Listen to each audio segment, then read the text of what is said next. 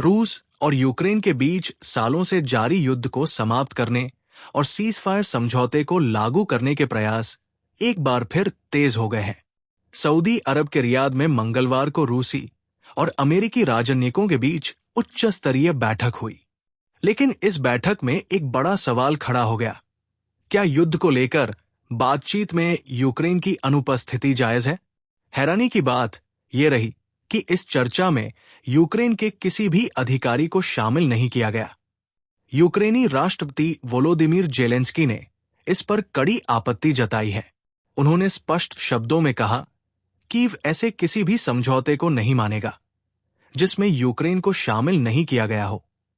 हालांकि यूक्रेनी राष्ट्रपति जेलेंस्की खुद सऊदी अरब की यात्रा पर जाने वाले हैं, लेकिन ये यात्रा अमेरिकी और रूसी राजनयिकों की बैठक के एक दिन बाद होगी।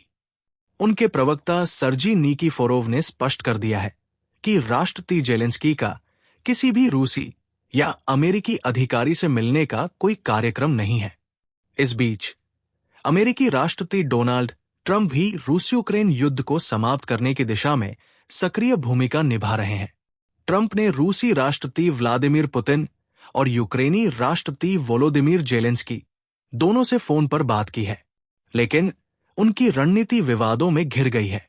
खबरों के मुताबिक ट्रंप ने यूक्रेनी राष्ट्रपति जेलेंस्की पर दबाव बनाया कि सुरक्षा के बदले यूक्रेन के 50% खनिज संसाधन अमेरिका को सौंपे जाएं। रिपोर्ट्स के अनुसार जेलेंस्की ने इस प्रस्ताव पर सहमति भी जता दी है। रूस और यूक्रेन के बीच युद्ध पर चल रही ये कूटनीतिक चर्चा क्या वाकई शांति की ओर ले जाएगी या फिर ये तनाव को और गहरा करेगी? और सबसे बड़ा सवाल, क्या यूक्रेन को नजरअंदाज कर युद्ध खत्म करने की कोशिश वाजिब है?